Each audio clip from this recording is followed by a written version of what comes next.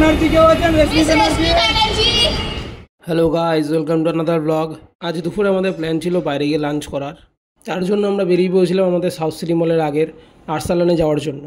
কিন্তু ওখানে পৌঁছে দেখি সে দুর্গাপুজোর মতো লাইন লেগে পড়েছে। তাই আর কি করব, সেখানে নাম লিখে ওয়েট করতে থাকলাম আমাদের টান আসা অবধি। খুব গরমও ছিল, তাই জন্য আর্সালানের তরফ থেকে যারা ওয়েট করছিল তাদেরকে দিচ্ছিল ফ্রিতে কোল্ড ড্রিঙ্কস, এবং সেই ফ্রিয়ের কোল্ড ড্রিঙ্কসটা আমিও নিয়ে নিয়েছিলাম এবং সেই কোল্ড ড্রিঙ্কসটা খেতে খেতে ওয়েট করছিলাম এবং আমাদের টান আসা অবধি। ফাইনালি কিছুক্ষণ পর আমাদের নাম ডেকে নিল এবং এতক্ষণ রোদে দাঁড়ানোর পর আমরা ঢুকে পড়লাম সোজা আর্সালানের ভেতরে। এবং ভেতরে গিয়ে কিছুক্ষণ বসার পরে মেনু কার্ডটা দেখে আমরা আজকে আমাদের লাঞ্চের অর্ডারটাও দিয়ে দিলাম। সাউথ সিটির পাশের এই আর্সালানটায় 3টে ফ্লোর, কিন্তু আমরা বসেছিলাম আজকে ফার্স্ট ফ্লোরে এবং আমাদের টেবিলও ছিল একদম উইন্ডোরই পাশে। সেই ভিউ দেখতে দেখতেই আমাদের অর্ডারও চলে আসে। আজকে আমরা স্টার্টারে অর্ডার করেছিলাম ওখানকার চিকেন উইংস কাবাব, যেটা খেতে সত্যি খুব ভালো ছিল, এবং তার সাথে মাটন রেশমি বাটার মশলা এবং বাটার নান। মাটন রেশমি বাটার মশলাটা অ্যাভারেজ ছিল, মটনের তেমন একটা পিস খুঁজে পাওয়া যায়নি।